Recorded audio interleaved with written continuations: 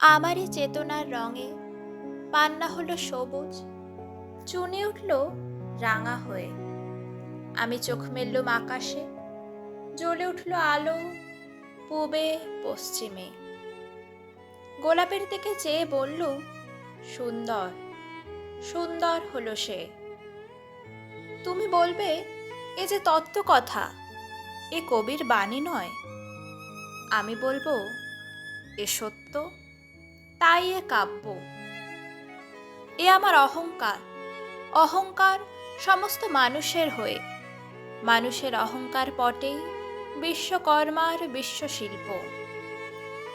তত্ত্বজ্ঞানী জপ করছেন নিঃশ্বাসে প্রশ্বাসে, না না না, না পান্না, না চুনি, না আলো, না গোলাপ, না আমি, না তুমি।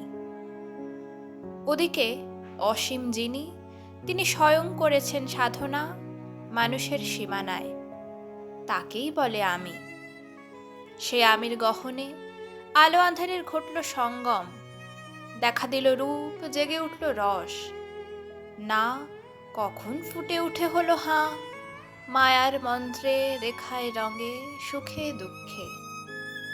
একে বলো না তত্ত্ব, আমার মন হয়েছে পুলকিত।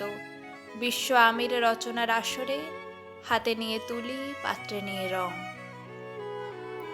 পণ্ডিত বলছেন, বুড়ো চন্দ্রটা নিষ্ঠুর, চতুর হাসি তার, মৃত্যুদূতের মতো গুঁড়ি মেরে আসছে সে পৃথিবীর পাঁজরের কাছে। একদিন দেবে চরম টান তার সাগরে, পর্বতে, মর্তলোকে, মহাকালের নূতন খাতায় পাতা জুড়ে নামবে একটা শূন্য, গিলে ফেলবে দিন রাতের জমা খরচ। মানুষের কীর্তি হারাবে অমরতার ভান, তার ইতিহাসে লেপে দেবে অনন্ত রাত্রির কালি। মানুষের যাবার দিনের চোখ বিশ্ব থেকে নিকিয়ে নেবে রং, মানুষের যাবার দিনের মন ছানিয়ে নেবে রস।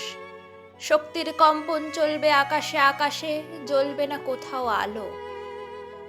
বিনাহীন সভায় যন্ত্রীর আঙুল নাচবে, বাজবে না সুর।